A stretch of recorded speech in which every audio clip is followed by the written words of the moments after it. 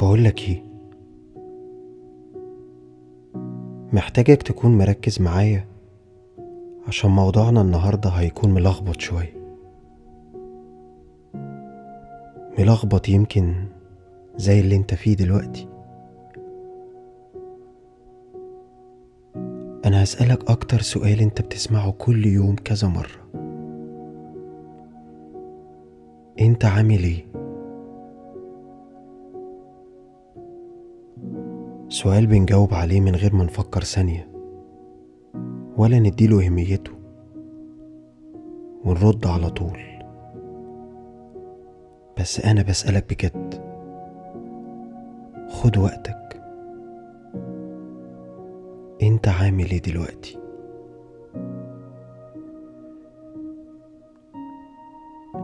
انهي مشاعر حاسس بيها بقالك فترة؟ يا ترى حاسس بفرحة ولا بحزن، براحة ولا خوف ولا اكتئاب، او مش حاسس بأي حاجة خالص؟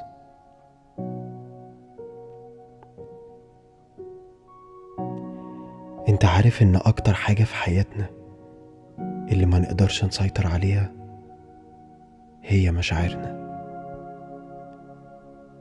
مشاعرنا اللي بتخلينا متغيرين في تصرفاتنا وافكارنا وقراراتنا، ونبقى كده تايهين في حياتنا. في لحظة حزينة بنلاقي كل حاجة فينا بتبكي إلا دموعنا، وفي لحظة جميلة بنلاقي كل حاجة فينا بتفرح إلا قلبنا.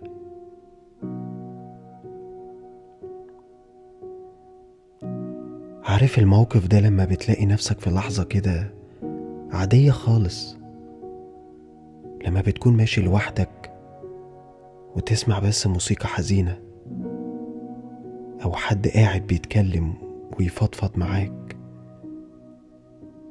أو بس حد يجي ويطبطب عليك، وتلاقي فجأة مشاعرك كأنها انفجرت وعمال تبكي وبحرقة، وانت مش عارف انت بتدمع ليه دلوقتي، ومش عارف توقف دموعك دي، وتسأل نفسك هو في ايه؟ انا مالي؟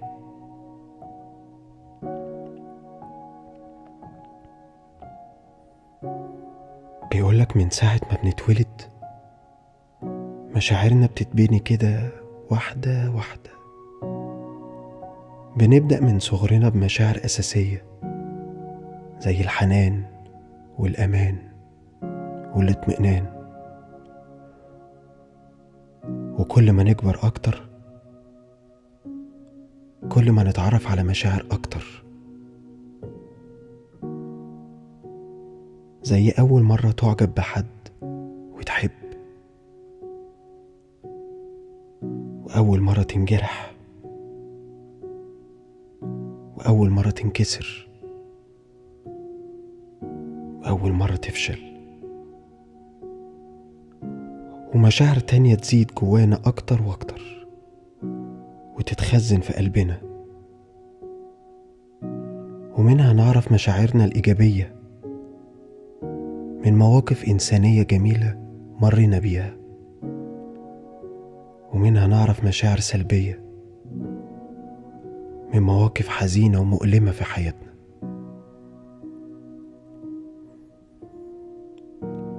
ومع كل تجربة بتعدي عليك تفضل تستهلك في مشاعرك، لما تلاقي نفسك ضيعت مشاعر كتيرة مع حد ما يستاهلش، جرحك أو صدمك، أو في مواقف صعبة تخسر حد عزيز عليك وفجأة اختفى من حياتك، ومشتاق له انت جدا دلوقتي. وتكون في مشاعر سلبية اتكونت جوانا على مدار سنين طويلة، وتتحبس في صندوق جوه قلبك وتتراكم فوق بعضها، وانت بقى تكمل حياتك يا تنكر وجود المشاعر دي، او تقرر انك تهرب منها وتكتم فيها. بس لازم تعرف، انت لو ما فضيتش الصندوق ده وما طلعتش مشاعرك دي في وقتها هتتعب وهتتألم.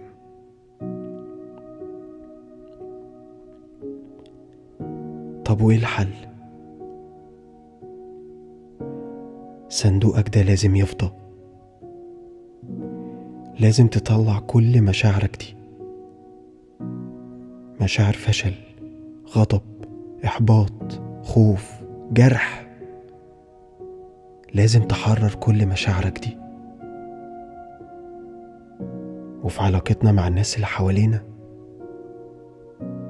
نحاول نكون في توازن في مشاعرنا، يعني انك تدي زي ما بتاخد، على قد المشاعر اللي تديها على قد المشاعر اللي تاخدها، عشان لو صرفت كتير في المشاعر دي المشاعر دي هتتقلب ضدك، ومفيش حد هيشيلها غيرك. وفي الآخر أنا عايز أقولك، اوعى تندم أو تعاتب وما تسامحش نفسك فترة طويلة، وتملى في الصندوق اللي جواك بطاقة سلبية ومشاعر تتعبك. طلع المشاعر دي برا، شوف وقت تخصصه لنفسك، أو شوف حد تقعد معاه بترتاح له. ولو محتاج تبكي ابكي، ما تتكسفش، وملهاش دعوة برجولة أو عزة نفس. على فكرة احنا بشر، وربنا خلقنا بمشاعر وعواطف، وإلا نكون زينا زي الحجر. وهرجع أسألك تاني، انت عامل ايه دلوقتي؟ أتمنى تكون مرتاح. يلا، سلام.